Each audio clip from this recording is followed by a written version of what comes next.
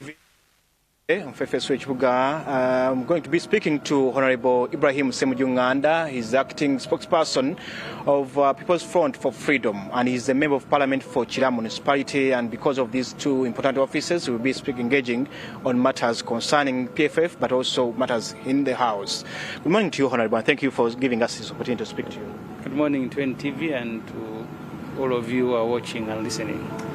Well, over the weekend, it emerged that Electoral Commission already going to UPPS to gazette Uganda Printing and Publishing Corporation to gazette PFF, which is a step in the right direction to have People's Front for Freedom registered as a political party. I can confirm that it's so close, but it's still not so near. Is that so?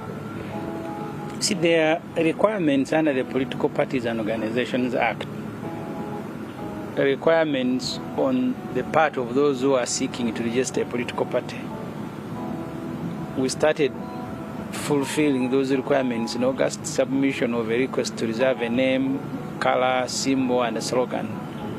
And then the second step is the submission of signatures, because you are required under the law to be supported by 50 signatures from at least 2/3 of the districts in Uganda. That's about 98 districts.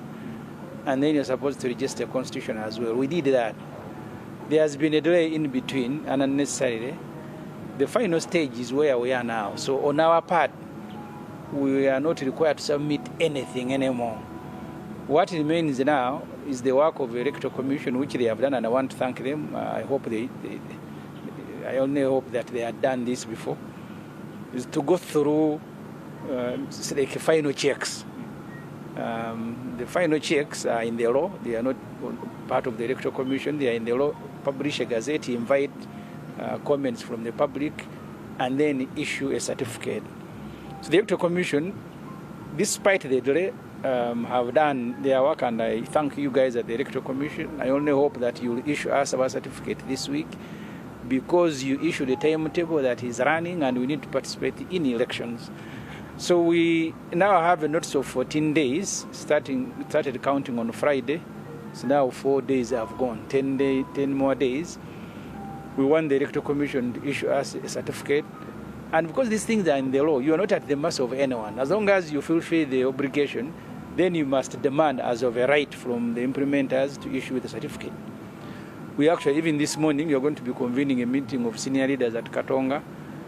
We are now planning our grand launch, because we think now almost everything is done. As you plan that grand launch, you, as a seasoned politician, you know how some politics has been played before. It's not yet so close, because even within these 10 days, anyone can come up, anyone can emerge and say, hey, put some breaks here.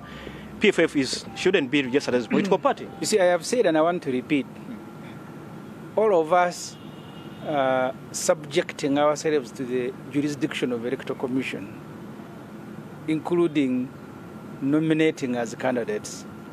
I've asked colleagues who don't believe that the Electoral Commission will register PFF, where will you go for nomination? The same Electoral Commission, you will be working there for nomination. Why do you think that they will nominate you but they can't register a party? So sometimes we don't do our part. These institutions must be put under pressure to deliver. For us, we have fulfilled the obligation like we will do, and we've done it before, including submission of papers when we are nominating. Have you found any opposition person who tells the Electoral Commission will not nominate me? But I hear them say that they will not register you. How can they not? They are required under the law and the Constitution to register us, and they will do so, and they are doing so. I don't think that politics will stop them, because the same politics will stop them from nominating you as a candidate. But once you have the requirements, I remember one time the Honorable Lord Mayor Elias Lukwago, there are people who turned up at the Electoral Commission and said he didn't go to school. And Lukwago, being Lukwago, he brought all his teachers from nursery to primary, secondary, and he went with witnesses. I was one of them. We were about 1,000. And then they said they threw out the matter. So I still have faith that when you are assertive, you know the law, institutions will serve you. They may not serve you the way you want and within the days that you want. But once you have fulfilled the requirements, they simply have no option but to act. Yes, of course, the law gives them the 14 days and now, which is 10 days. But considering the delay that has been there, and now, if someone doesn't just come up, or because they are now waiting for opinions, what's the game plan? What's the plan B from PFF for now?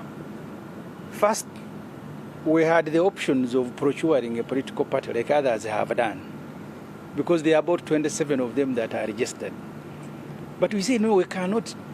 I mean, all of us, that Dr. Besigye is leading a group that is buying a briefcase political party. We say, no, we will not do that. We will seek to register a party under the law and see who blocks us. Now that we are nearly completing the process, as I said, today we will convene at Katonga to discuss the grand launch of PFF, which will be followed by general mobilization in the country, nationwide tours, registration of members, because we are now validating ourselves, having been FDC for a very long time. We are now validating ourselves, acquiring a new card. Instead of reading FDC, they will now be reading PFF. Do registration, because we're under the law and under our constitution, we submit to the Electoral Commission. We will be nominating candidates for various electoral offices, which means that at all the branches of PFF where they are and properly constituted, they may have to undergo party primaries if more than one candidate show up.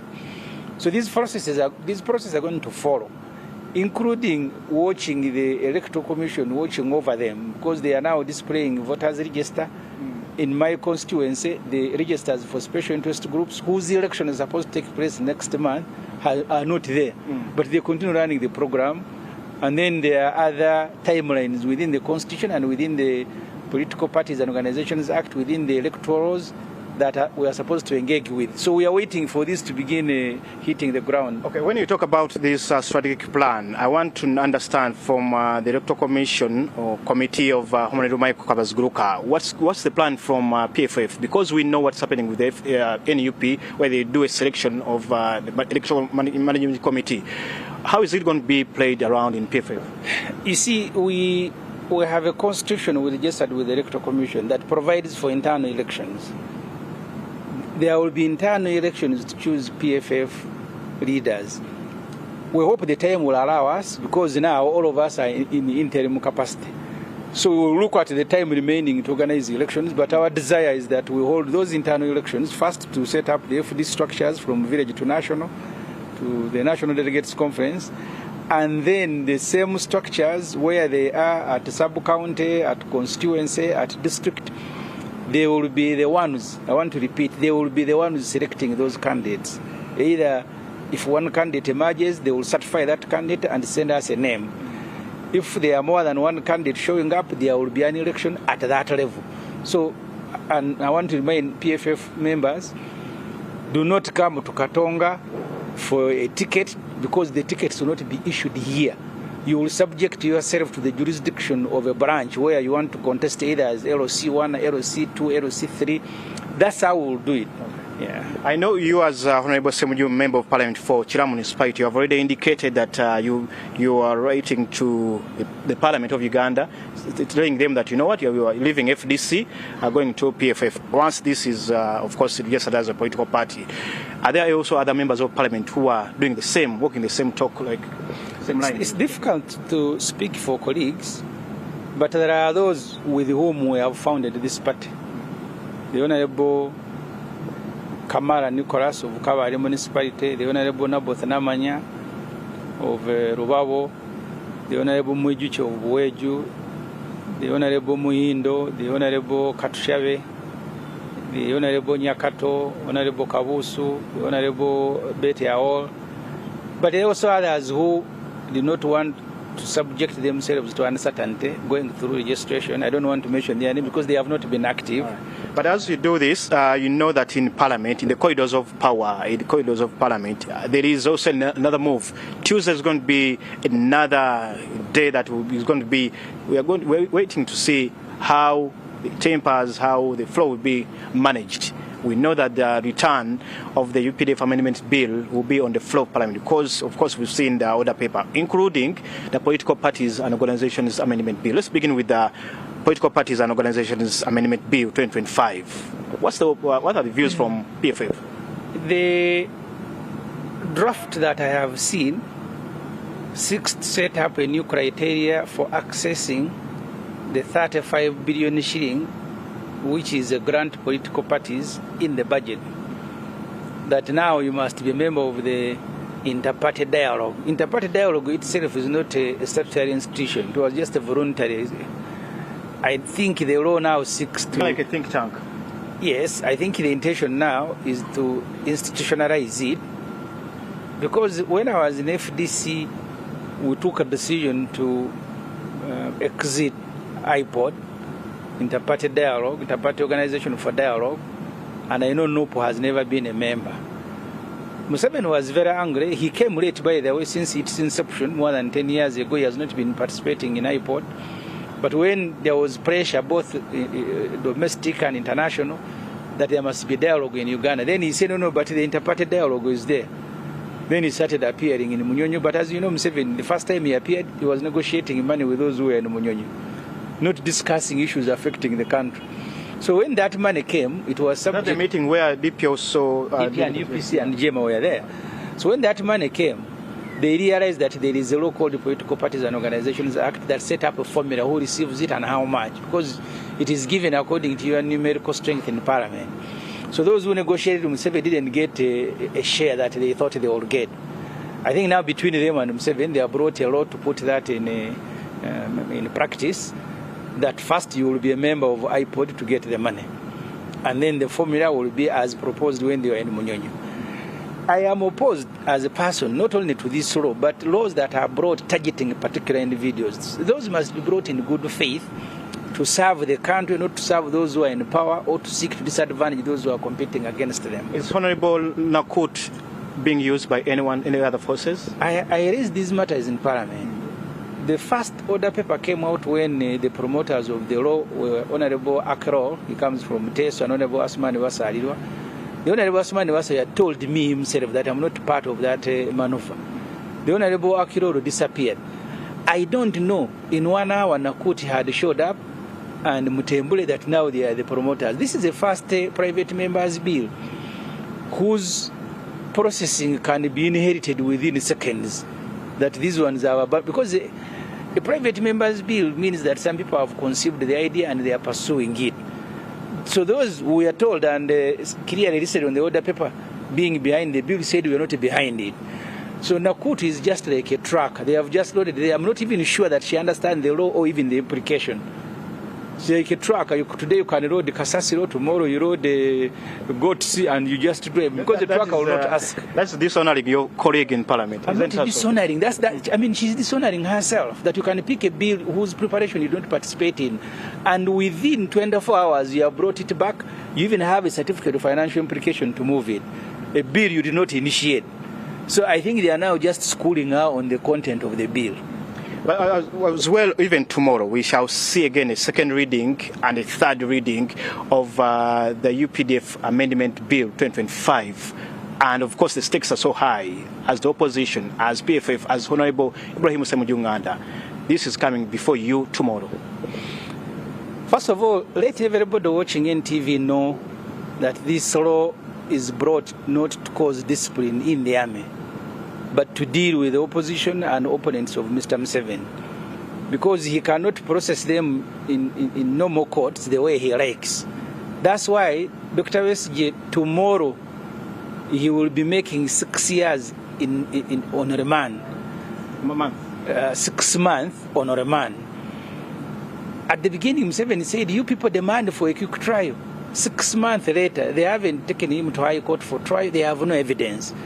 On Wednesday, Wesige will be appearing in Nakawa for an application, because government filed an application before the magistrate court asking court to grant them permission to use Wesige's phones to collect evidence. But in the court martial, Wesige was supposed to have been tried and sentenced within a week and then murdered, as Mozi Kainerugaba has said. So the return of this law, fortunately or unfortunately, I feel sad about it, but that's the sad reality of Uganda. We must understand, when they brought the Public Order Management Act, I opposed it. I was suspended from Parliament. I refused to go away. The late Oranya brought a policeman to drag me out of Parliament. Amama Mbabazi, who was the Prime Minister, wanted me to be taken to the Disciplinary Committee of Parliament. Thank God, The very first person to be arrested under the Public Order Management Act was Amama Mbabas in Jinja by Late Kawes. So you NRM MPs, you can come and make the law. You may think, for me, I don't feel sad when Museveni did his milk he has done before because I have no relationship with him. It will be very painful on your part when Museveni uses the same law to take you to prison. And I have warned you and I want to repeat, Museveni is like a lion. When he's angry, he will feed on anything in his environment. So if you think Ssemujju is the main target, he's going to target you the same way. They re-arrested Akamba when he was granted bail by the High Court and beat him like a thief. So it is entirely in your hands. But these people who have the power in their hands sent other colleagues, 500 of them, to say, stop here, look, put some safeguards. You as members of opposition, I know there is a caucus for the opposition today and for NRM, but you as opposition, are you going to walk away? Are you going to stay away from the bill's reading, or are you going to still engage and make the views of the people known? We have a meeting of the opposition called by the leader of opposition. I don't want to preempt the outcome. This meeting has called for us to generate consensus on the approach that we should employ when we are opposing this law. My own sense is that we need to speak to the record. Tell the NRM MPs why we are opposed to this law. I only hope that the Speaker of Parliament will remember that she's the Speaker of Parliament and she doesn't seek to overthrow the rules. Because usually what causes the problem is when the Speaker overthrows. Because first of all, if you read our rules, when you are processing a bill, you are required to present a report on that bill and then allow MPs 3 days of reading the bill and reading the report to understand and conceptualize. This is a bill of more than 80 clauses. So the MPs need to understand what they are passing. Can you imagine last week when we were passing a budget? Where we have defense 4.3 trillion. I told them that in the budget, we have money to pay the Democratic Republic of Congo. The vice chairperson of the Committee on Budget, who was presenting the main report, did not even know that there was money in the budget to pay Congo. He had started opposing me until his colleagues told him to sit down. I don't know what's wrong with the NRM MPs. That you come to Parliament to pass a budget whose content you don't know. That you will come to Parliament to pass a UPDF Amendment Act whose content you have not conceptualized. They should stop acting like robots, that they just switch you on and then you begin acting. Is this a cry for the beloved country as we go into the 2026 polls? The trouble is that you have a president who has aged in all respect. He seeks now to hand over the country to his son, whose behavior has been suspect, abusing one country after another, threatening, kidnapping people. The victims are not going to be only us. All of you will be victims. He has told the media, you cover him badly. In Rwanda, they praise him, he will kill you. For me, he said he will kill me this year. I am waiting. I know the Almighty God is responsible for my life. All right. So, really, this is a most difficult time in the history of Uganda under Museveni. That Museveni, as he ages, he wants to hand over our country to his son, something that will fight to our last drop. I know Honorable has other engagements, including the one for the opposition caucus in Parliament this morning. I'll have to let him go. But as I let him go, one issue that I want to say on a lighter note. From Friday, Saturday and Sunday, on social media, he's not on social media, he's not on, rather on X, that is formerly Twitter. There's been kind of banter for him as a member of Parliament for Chila municipality, but also one who is aspiring for the card of NUP. Yesterday I saw them in church, seated next to each other. That is George Musi, Council George Musi, and here Ibrahim Ssemujju Nganda. I don't know whether he gets reports on what happens on social media. No, sitting together, because you see, competing for office, I've told you, first of all, I'm not a prince. But competing for an office is what the law provides. The comments of people, I welcome them. My media background suggests there's a battle between you and Musi on social media. There is going to be elections. So the battle is not on social media. There's going to be elections. If the Almighty gives me life, I have indicated I will contest that election. And I have every belief that I'm going to win that election. Are you friends with George? We've known each other, by the way. We are in this business of fighting for freedom together. So I really have no issues, but the elections will now separate us. Thank you so much, Honorable Ibrahim Ssemujju. I have to let him go for other engagements, but we shall, of course, keep tabs on whatever happens in Parliament, but also at PFF, at Katonga, that is Plot 6 at Katonga. That's Plot 6, right? Yes, Plot 6. Thank you so much. That is at Nakasero. As they go on with their meeting to that 10 a.m., but also from the floor of Parliament, that is from the Opposition Caucus meeting. Stephen Bino Fefeso Chibuga, handing you to Chris Genyi in the studio. Thank you so much, Honorable.